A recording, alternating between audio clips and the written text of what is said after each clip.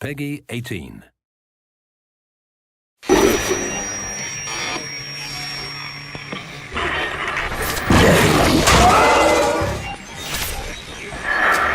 As any engineer knows, a great creation is made up of many components, much like the human body and all its vital organs.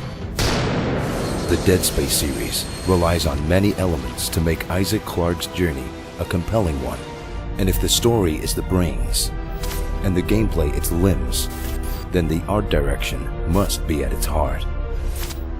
Lighting in Dead Space is almost a character in itself, alive and always reacting to Isaac's presence. Lights can direct player focus to specific objects or locations, give some small comfort in the dark, offer tactical assistance, or even provide tension through their utter unreliability. The lighting is always changing, either fading, flashing, or changing color, creating an air of instability and tension. To match the shattered scenery of Ishimura and the sprawl, most lights seem dingy, yellowed, and decayed. Rather than the bright reds and blues we've come to expect from sci-fi stories, Isaac's path is lit with aged yellows and whites, as though these space stations have been lost in time. The technology used by Isaac and the other characters also seems old and broken down, as if it could short-circuit at any moment. Since the last time Isaac spoke with Nicole was through a grainy static-filled log shown at the start of Dead Space 2, video static and interference also play an important role in the marker's distorted vision of her. Much of the technology in Dead Space 3 takes this feeling of brokenness a step further, as a lot of it is from an expedition lost 200 years prior to the events of the series.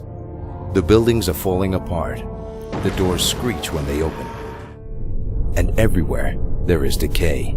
Each of the locations of Dead Space, the USG Ishimura, the Sprawl, and now Tau Volantis, have their own unique design.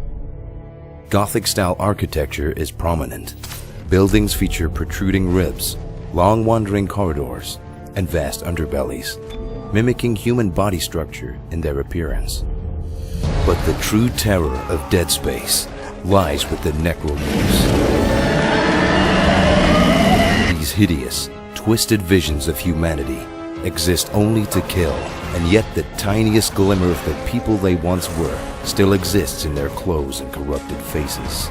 Their bodies have been bent, broken, and repurposed from dead flesh to slash, gut, and gore. From the hulking brutes to the nightmarish lurkers, each and every necromorph has been designed to terrify and horrify as they haunt dark spaces in search of victims. But thanks to lighting, location, and sound, even when the necromorphs aren't visible, their presence is felt by Isaac every step of the way. But he isn't going down without a fight.